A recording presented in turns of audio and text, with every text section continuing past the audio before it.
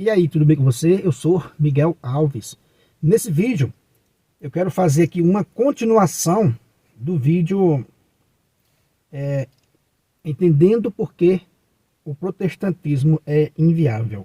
Isso aqui é uma continuação, porque ficou ali um ponto ou dois que eu quero ainda abordar nesse segundo vídeo, né, nessa continuação, para ficar uma coisa bem esclarecida. Para quem quiser fazer, né, essa leitura, esse estudo, né? Quem está aí na dúvida, qual caminho seguir, qual caminho veio, né, de nosso Senhor Jesus Cristo. Então, meus irmãos, se você não é inscrito nesse canal, né, peço a você que se inscreva, ative o sininho aí das notificações e vamos que vamos. Eu vou mostrar dentro das Sagradas Escrituras que o protestantismo é inviável. Ele não está lá dentro da Sagrada Escritura. Ele não está lá dentro da Sagrada Escritura, dentro do plano de Deus, mas de forma alguma. Vou mostrar aqui nas Sagradas Escrituras. Veja. Atos 8. Eu vou tentar aqui ser bem breve, né? Para o vídeo não ficar muito grande. Veja. Atos 8, versículo 14. Os apóstolos que estavam em Jerusalém souberam que Samaria acolhera a palavra de Deus e enviaram para lá Pedro e Paulo. Quero que você vá fazendo esse raciocínio. Os apóstolos que estavam em Jerusalém souberam, veja, eles souberam que Samaria havia acolhido a palavra de Deus. Enviaram para lá Pedro e Paulo. Para quê? Tem algum relato que Samaria recusou a presença dos apóstolos lá? Tem algum relato que os apóstolos ficaram descansando, só louvando a Deus, quando soube que Samaria acolheu a palavra de Deus? Não. Enviaram para lá Pedro e João. Pedro e João. Para mostrar que Jerusalém estava atenta às novas comunidades que estavam surgindo. E as novas comunidades, você vai ver, já vimos essa primeira, não recusou a presença dos apóstolos. Se fosse um pensamento protestante, dizia, o que é que Pedro e João vêm fazer aqui? Né? A gente aceitou o Cristo. Somente Cristo. A gente aceitou o Cristo. O que é que os apóstolos vêm fazer aqui? Não é isso que os protestantes fazem? Vira as costas para a Igreja Católica, que veio, é a única de nosso Senhor Jesus Cristo. O que é que nós quer saber de vocês? Não quer saber de vocês, nós quer saber somente de Cristo. Samaria poderia ter dito isso, como os protestantes dizem hoje, mas não. Veja, então anota aí. Atos 8, versículo 14. Os apóstolos que estavam em Jerusalém souberam que Samaria acolhera a palavra de Deus. Enviaram para lá Pedro e João. Eu não vou ler. Leia depois aí a continuação, só para o vídeo não ficar grande. Mas aqui já dá para você ter a noção. Uma comunidade acolheu a palavra de Deus. Os apóstolos atentos enviaram Pedro e João para lá. Agora veja, vai no capítulo 11 de Atos. No capítulo 11 de Atos. Leia do versículo 19, pelo menos até o 22. Eu vou ler o 22 logo, mas leia Atos 11, né, do 19 ao 22, para você entender o contexto. Mas veja, eu vou ler o 22, que diz assim, a notícia chegou aos ouvidos da igreja que estava em Jerusalém. Mais um relato de uma comunidade. A notícia chegou aos ouvidos da igreja que estava em Jerusalém. Então enviaram para lá Barnabé a Antioquia. Já outro local. Lá era Samaria, né? Quando os apóstolos souberam que Samaria acolheu a palavra de Deus, enviaram para lá Pedro e João. Aqui se trata da comunidade de Antioquia. Quando os cristãos começaram a abraçar a fé ali em Antioquia, que a notícia chegou aonde? A Jerusalém. Enviaram para lá. Olha o termo. Enviaram para lá. A mesma coisa que disse lá agora há pouco. Né? Enviaram para lá Pedro e Paulo. Aqui eles enviaram Barnabé a Antioquia. Não existe aqui um relato que a comunidade de Antioquia tenha rejeitado a presença de Barnabé, enviado pelos apóstolos de Jerusalém. Eles estavam atentos. Quando a notícia chegou lá, confira, Atos 11, versículo 22. Quando a notícia chegou lá, no ouvido deles, enviaram imediatamente, né, Barnabé a Antioquia. E aí a sequência vai ser linda demais. Barnabé vai chamar Paulo, eles vão ficar um ano lá, formando, né, discípulos da igreja, né, de Deus. Veja, uma igreja única. Jerusalém estava atento a tudo que estava acontecendo.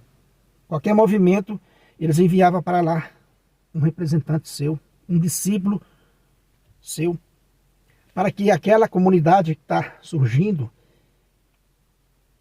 nela fosse injetado, né, a doutrina, a semente da fé. Como disse o pastor Augusto de Nicodemos em um vídeo dele, né, que eu fiz aqui uma refutação, ele diz com todas as letras, né, aquilo que nós católicos sabemos, porque os apóstolos de Cristo tinham essa jurisdição. A eles foi dado esse mandato de ir no mundo inteiro. Foi dado esse formato. Então toda a comunidade nova que ia surgindo precisava dessa legitimidade vinda dos próprios apóstolos. E esse pastor Augusto Nicodemos diz com todas as letras aquilo que nós católicos acreditamos, né? Que só quem podia fazer isso, só quem podia dar essa legitimidade a uma nova comunidade eram os apóstolos de nosso Senhor Jesus Cristo, que foram, né, mandados pelo próprio Jesus Cristo. Então é somente os apóstolos de Cristo tinham essa jurisdição universal da igreja primitiva. Então quando essas comunidades iam surgindo, que os apóstolos sabiam, ficavam sabendo, enviavam para lá alguém. E veja, repito, ninguém repudiava os apóstolos, ninguém mandava eles de volta. Porque isso vai mostrando que a igreja primitiva estava sob a jurisdição dos apóstolos. Não existia comunidades independentes dos apóstolos, como é no protestantismo hoje. Uma esquina na frente da outra, independente uma da outra. Aqui, meu irmão, eu pergunto para você, como é que isso forma o corpo de Cristo, o corpo místico de Cristo? Como é que forma o corpo místico de Cristo no protestantismo? Com tantas denominações independentes uma da outra. Batismo diferente um do outro. Não existe a Eucaristia. Se não participa de um único pão, como forma um corpo? Como é que várias denominações independentes e às vezes rivais, concorrentes uma da outra, como é que nesse meio existe o corpo de Cristo? Você já viu um corpo com membros independentes? Né? As suas mãos agridem seus pés? As suas mãos recusam lavar seu rosto? Os seus pés recusam caminhar com o seu corpo? Né? Veja, não existe corpo místico no meio do protestantismo, porque é um amontoado de denominações independentes. Então, cada uma é um corpo diferente. Cada um é um corpo diferente. Para formar um corpo, como diz o apóstolo Paulo lá em Coríntios, né, é preciso receber o mesmo batismo, um só batismo e um só pão. Veja, um só pão, para daí formar um único corpo. Quando a gente participa de um só batismo e de um só pão, a Eucaristia, é isso que forma o corpo de Cristo. Quem participa de pães diferentes, de batismos diferentes, nunca vai formar um corpo. Então veja, vimos aqui já, né, a comunidade de Samaria e a comunidade de Antioquia, sob a jurisdição dos apóstolos. Vamos para o versículo 15, depois a gente volta aqui um pouquinho ao 14. Vamos para o capítulo 15, né? Melhor dizendo, de Atos. Capítulo 15. No capítulo 15 surge um fato muito interessante com a igreja de Antioquia, que é o caso da circuncisão. Houve uma discussão sobre a circuncisão. E veja, e essa importante comunidade de Antioquia, que já era forte, não souberam, por conta própria, por si mesma, resolver a questão da circuncisão. Essa comunidade de Antioquia, né, Paulo e Barnabé, lá em Antioquia, não souberam, não puderam, né, não souberam, não puderam, não tiveram, né, essa capacidade de resolver a questão da circuncisão por si mesma. Levaram a questão para Jerusalém, para os apóstolos. Olha que fato interessante. Então, a comunidade de Antioquia, Paulo e Barnabé, não souberam, não puderam, o fato é que não conseguiram resolver a questão da circuncisão por si mesma. E ela já era uma importante comunidade, né? A segunda mais antiga, depois de Jerusalém. O fato é que eles não conseguiram resolver a questão da circuncisão. Levaram para Jerusalém. Resolver. Para os apóstolos que estavam em Jerusalém, resolver. É aonde Pedro vai se levantar, no versículo 7, né, de Atos 15, e vai dizer: irmãos, vós sabeis que desde os primeiros dias Deus me escolheu dentre vós. Esse é um outro assunto que a gente já trata aqui com frequência no canal. Mas o assunto aqui é: a comunidade de Antioquia não resolveu a questão da circuncisão por si mesma, levando a Jerusalém. Liga aí as coisas, né? Samaria, os primeiros discípulos de Antioquia, e agora a questão da circuncisão precisou da jurisdição dos apóstolos em Jerusalém. Veja, não havia igreja independente. Se Antioquia tivesse a mentalidade protestante de hoje, ia levar alguma questão para Jerusalém resolver? Para discutir lá em Jerusalém? Ia levar alguma questão para lá? Não, né? Os protestantes, as igrejas que nascem hoje no meio do protestantismo, eles estão preocupados em comunhão com a igreja primitiva? Você pode me afirmar isso, né? Você pode dizer que aquelas igrejas que estão sendo fundadas ainda hoje, enquanto a gente conversa aqui, elas estão preocupadas com a comunhão com a igreja primitiva? Como essas comunidades aqui aceitaram a presença dos apóstolos? Né? Da igreja primitiva, aqui nasceu primeiro, aqui Jesus Cristo fundou, lá em Jerusalém. As comunidades de Samaria, de Antioquia, e as comunidades de Paulo, que ia se espalhando, estavam todas sob a jurisdição de Jerusalém. Isso acontece no meio do protestantismo, né? Eu nunca vi uma denominação protestante enviar uma carta para Roma para pedir essa legitimidade, né, para ser legítima. Você já ouviu falar? Não, né? Por exemplo, um fato interessante é que esse mesmo modelo que está aqui no Atos dos Apóstolos, a Igreja Católica tem ainda hoje, o mesmo modelo. Um exemplo é a Canção Nova, é uma comunidade católica. Quando ela foi fundada, o seu fundador, né, já teve essa preocupação de enviar para Roma o seu pedido, né, de legitimidade. E Roma estudou a questão e deu à Canção Nova essa bênção, essa legitimidade. Então é uma comunidade católica em comunhão com a igreja. Tanto a Canção Nova, acho que também a obra de Maria. Eu conheço essas duas, mas deve ter mais que tem essa legitimidade da igreja de Roma, né? Da igreja de Roma. Isso é andar em comunhão, isso é formar o corpo místico de Cristo, e não rasgar, dilacerar esse corpo místico de Cristo, como faz no protestantismo. Então veja, o protestantismo se torna inviável. Cada vez mais que você se estuda, você vai vendo que ele se torna inviável, porque você vê dentro das Sagradas Escrituras que os apóstolos tinham jurisdição sobre a igreja primitiva. Não passava despercebido, né, a comunidade que ia surgindo, e ele enviava para lá alguém. E aqui em Antioquia, mesmo já fortalecida, quando surgiu uma questão da circuncisão, levaram para Jerusalém. E a palavra de Pedro lá em Jerusalém vai ser decisiva para resolver, né, essa questão. Então você vê que estava sim sobre a jurisdição dos apóstolos. E um versículo, agora no capítulo 14 de Atos, o versículo 23. 14 de Atos, versículo 23. Os apóstolos designaram presbíteros para cada igreja, e com orações e jejuns os confiavam ao Senhor, em quem havia acreditado. O autor de Atos, São Lucas, está falando para mim e para você que os apóstolos designaram presbíteros para cada igreja.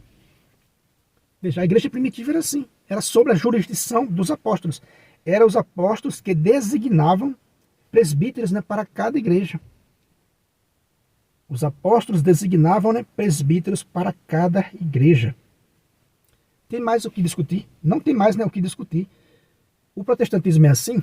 Quem é que designa o fundador do protestantismo? Ele mesmo. Né?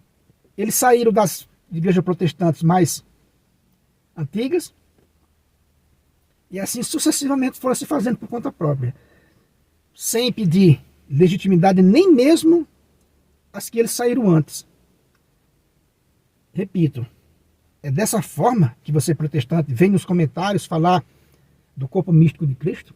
Como é que o protestantismo cria um corpo místico dilacerado? Veja, até aqui nas Sagradas Escrituras, o que a gente viu foi o quê? Foi os discípulos de Cristo, os apóstolos,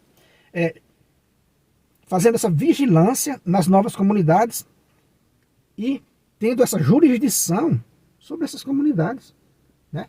Veja, em Gálatas, lá em Gálatas 2, versículo 1 e 2, tem uma coisa belíssima. Veja, as igrejas que Paulo ia fundando também estavam sob a jurisdição de Jerusalém. O apóstolo Paulo, né? As igrejas que Paulo ia fundando também estavam sob a jurisdição de Jerusalém. Como é que a gente sabe disso? Pegue aí Gálatas 2, Gálatas 2, versículo 1 e 2. 14 anos mais tarde, subi de novo a Jerusalém. Veja, o apóstolo Paulo subiu para onde? Para Jerusalém, com Barnabé, levando também Tito comigo. Fui lá por causa de uma revelação. Expus o evangelho que tenho pregado entre os pagãos. O que fiz em particular aos líderes da igreja, para não acontecer, estivesse eu correndo ou tivesse corrido em vão. Olha aí. O apóstolo Paulo, por meio de uma revelação, subiu a Jerusalém para expor o evangelho que tem pregado aos líderes da igreja. Ou seja, ele recebeu essa legitimidade dos líderes da igreja. Paulo não podia ter feito como um Malafaia da vida, como o Edir Macedo. Eu não quero saber da igreja de Jerusalém, eu não quero saber, né, do Papa, eu não quero saber desses líderes da igreja de Cristo, não. Eu já recebi aqui o evangelho, vai ficar aqui na minha. Será que é difícil de entender isso? Né?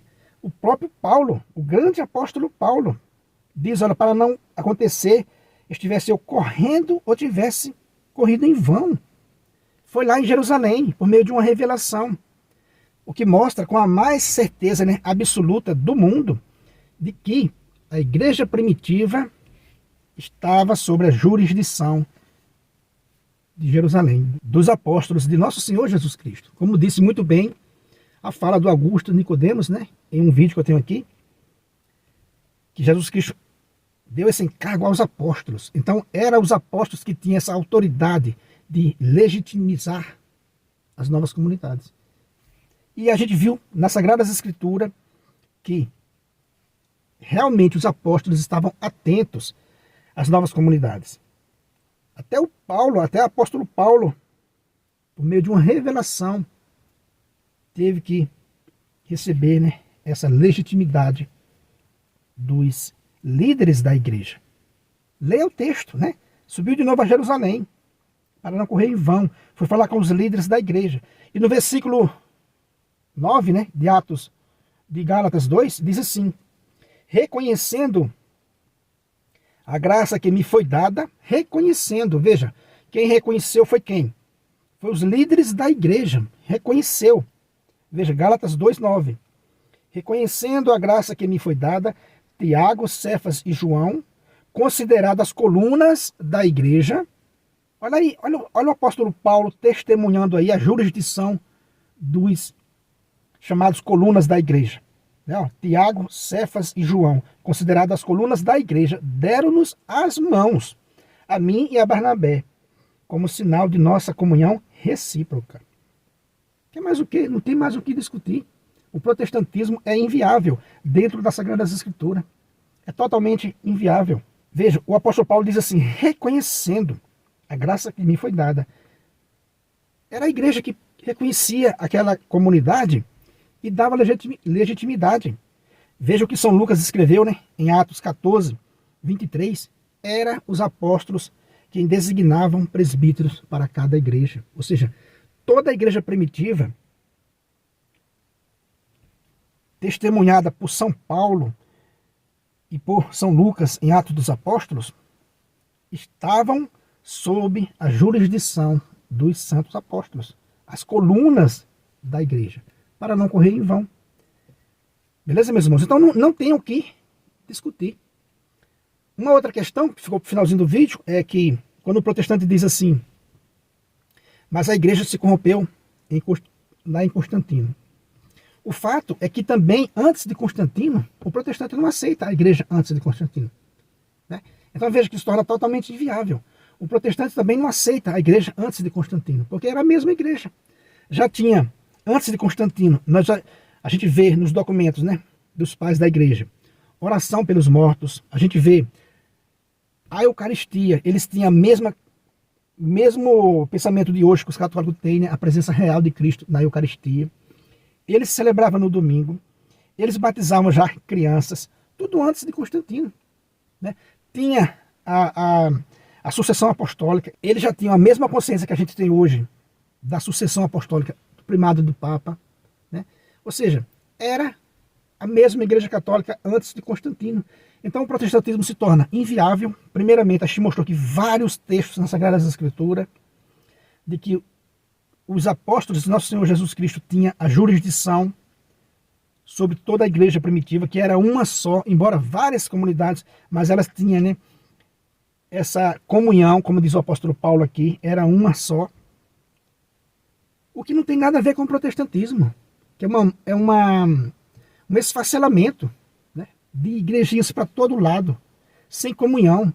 Como que vai formar o corpo de Cristo no meio de tanta divisão, de tanta rivalidade? Como é que vai formar o corpo de Cristo se não participa de um único pão, de um único batismo, né? Como está lá em Efésios, né?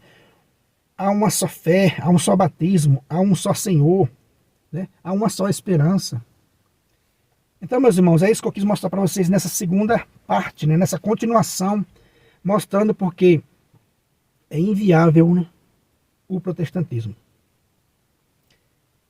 Sei que é um tema delicado, isso fere algumas pessoas que estão lá acostumadas no protestantismo, que vive talvez daquela sua igreja, mas eu não posso deixar passar, eu não posso deixar de falar a verdade, porque sei também que tem muitas pessoas aprisionadas nas seitas, então eu não posso deixar de falar a verdade, infelizmente. Corta o coração da gente, é um combate, mas deixar de falar a verdade, eu acho que é pior. Como disse São Pedro, né, a quem a gente precisava temer, né? A Deus ou aos homens, né? A gente precisa agradar os homens, encobrir todas essas verdades e deixar o protestantismo cada vez mais se esfacelar, deixar as pessoas viverem de forma errada, enganada nas seitas, sem comunhão, como disse o apóstolo Paulo aqui, né? Deram-nos as mãos em sinal de comunhão recíproca, reconhecendo, ou seja, o próprio Paulo passou por esse reconhecimento dos líderes da igreja para não correr em vão. Quem é você, irmão protestante, hoje em dia, que funda a própria igreja, para não querer passar pelo reconhecimento da igreja primitiva, para não querer estar em comunhão com a igreja primitiva de nosso Senhor Jesus Cristo? Então é isso aí, meus irmãos. Vamos que vamos, né? Mais uma vez, se você não é inscrito nesse canal, eu peço a você que se inscreva, ative o sininho aí das notificações, deixa o like aí para fortalecer o nosso canal e muito obrigado e fique com Deus.